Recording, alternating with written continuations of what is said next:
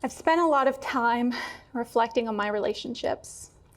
My husband and I graduated from Bowling Green State University in 2018, and the summer after our college graduation, we were newly engaged, saving up a little bit of money and moving what little we owned to North Carolina.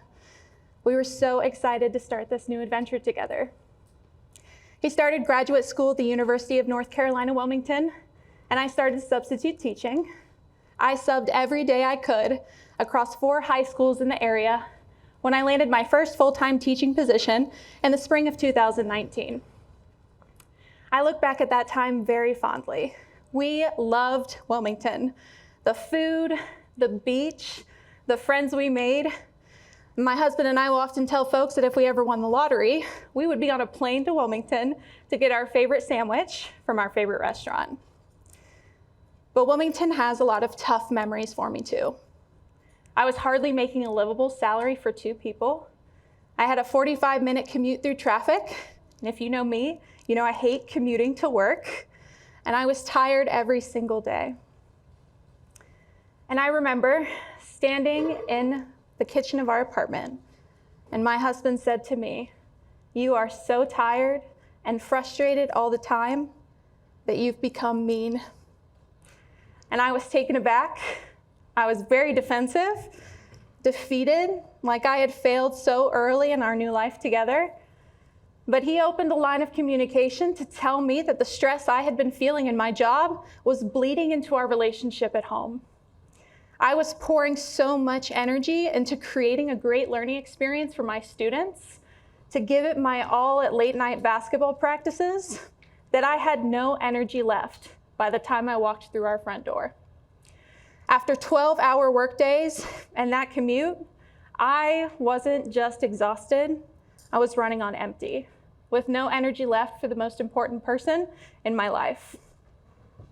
So I've reflected a lot on that time and the way our marriage has grown since then, how we've grown as individuals, how we've grown as a team. And the turning point in our relationship was when we agreed that our relationship and relationships in general are not 50-50. The way we view relationships deeply affects how we show up for ourselves and others. And I think so many people are striving for an unattainable ideal that relationships are perfectly balanced, when most of the time, they're not. And the 50-50 mindset fosters a transactional approach to connection, which can leave us feeling frustrated, unsupported, or inadequate when life doesn't allow for this perfect balance. I mean, we live in a world that demands so much of us, and understanding how to navigate those demands without keeping score can change how we approach partnership, teamwork, and even self-care. Brené Brown is a researcher and storyteller who has spent the last 2 decades studying vulnerability and courage.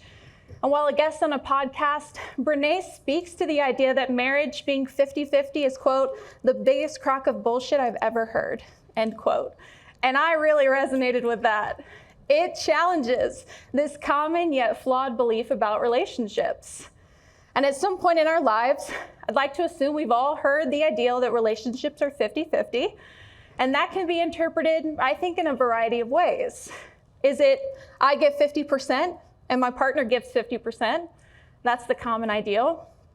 Is it, I give 100%, only 50% of the time, right? I've done my part, the rest is up to you. I've reached my quota of chores, et cetera, et cetera.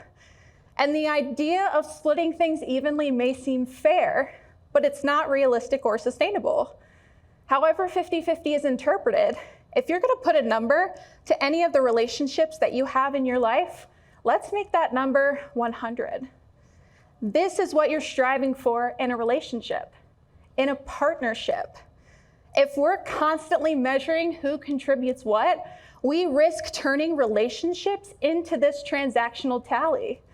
And instead of 50-50, we should think of relationships as 100%, with a shared effort towards the whole. Now, there will be days when one person can only give 40%, and the other has to carry the remaining 60. And that's okay, because the strength of a relationship lies in its elasticity. the ability to flex and adapt when life throws challenges our way. It's about showing up for each other, not keeping score. So let's step out of the realm of personal relationships and consider the way we interact in workplaces or communities. I work in leadership development and I was inspired by the theories of transactional and transformational leadership. Too often we approach relationships with this transactional mindset. If I do something for you, what will I get in return? And this approach limits the depth and potential of our connections. So imagine a coworker, Marie, who only helps others when she knows she'll get something in return. Her relationships become tally sheets of, I did this for you, so now you owe me. It's shallow, and over time, trust erodes as coworkers feel like they're being used rather than valued. Now Marie's colleague, Alex, steps in without hesitation when a team member is feeling overwhelmed. Not because he expects something in return, but because he genuinely wants to help the team succeed. And one day when Alex is struggling with his own deadlines, that same coworker he helped earlier jumps in to support him without being asked. Over time, Alex and his team develop a culture of mutual respect and generosity. Their relationship goes beyond tasks. They're built on trust, shared goals, and the belief that lifting each other up strengthens the entire group. Transformative relationships like Alex's are built on the idea that when we give without keeping score, we create environments where collaboration and connection thrive. They're about investing in the relationship, not the return, and that's what makes them powerful. Going back to Brené Brown, she explains what her and her husband do in their relationship, and they quantify where they're at for that day. They'll come home and say, I'm at about a 20, and the other will say, I've got you. I've got the other 80. And anytime they have a score under 100, they sit down and they figure out a plan of kindness towards each other. And this practice isn't limited to romantic relationships. It's a mindset shift we can apply to all areas of life. Imagine if instead of expecting everyone to be at 100% all the time, we approach our relationships with curiosity and a willingness to fill the gaps. This mindset not only strengthens bonds, but also allows us to show up for each other in meaningful ways, even during life's most difficult moments. So, how can you adopt this mindset in your relationships? Here are a few actionable steps. Number 1, communicate honestly and regularly. Start by checking in with the people in your life, whether it's a partner, a coworker, or a friend, and ask yourself, what's my capacity today?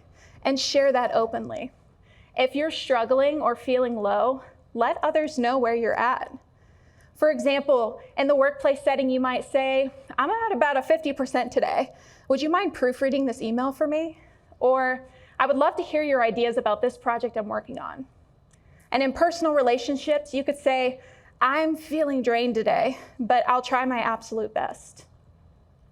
Number 2, drop the scorecard. Stop keeping mental tabs on who's giving what.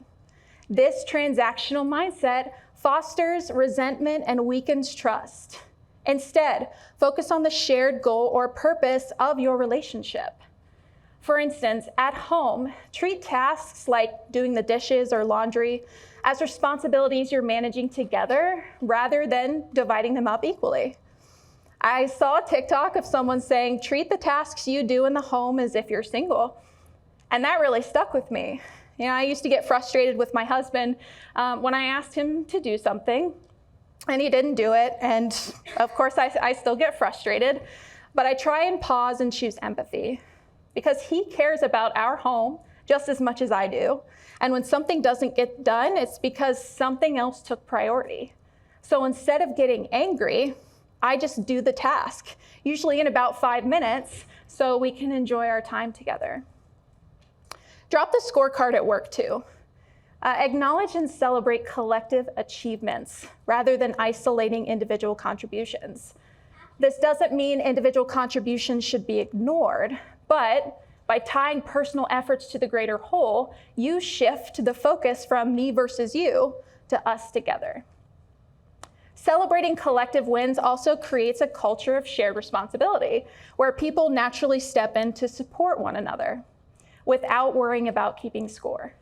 This mindset makes the team more resilient, right? When one person is at 20%, the rest of the group understands that they're not just picking up slack, but contributing to something larger than themselves. And in doing so, work relationships move beyond purely transactional, you do your job, I do mine, to becoming transformative partnerships that foster trust, shared accountability, and a deeper sense of purpose. And number 3, focus on generosity, not perfection. Perfection isn't sustainable. Instead of striving to give 100% every day, focus on being generous with what you can offer. Maybe today you're the emotional rock, and tomorrow it's someone else. But recognize that generosity doesn't have to be grand. It can be as simple as sending a kind text, or making espresso in the office, or listening without judgment. Focus on the courage to give what you can, when you can, and carry that momentum into all of your relationships. By taking these steps, we can move beyond the idea of fairness as strict equality. Instead, we learn to embrace relationships as flexible and supportive partnerships rooted in understanding, generosity, and shared purpose. My husband has carried many of my 20s, and I'm so thankful for him. He inspires me to be a better person, and if it wasn't for his courage to tell me how much of myself had changed, we wouldn't have the healthy and cooperative relationship that we have today. And now we have such a strong momentum as we journey into our next chapter, welcoming our child in a few months. And we are prepared for the days ahead when reaching 100 may not happen. But we don't keep score. We don't expect an equal return of the things we do. We collaboratively live life together, and we carry each other's 20s. At the heart of every meaningful relationship, whether with a partner, a coworker, or a community, lies the power of showing up. Not to balance the scales, but to lift one another when the scales tip. Relationships aren't about giving exactly 50-50. They're about striving together for 100.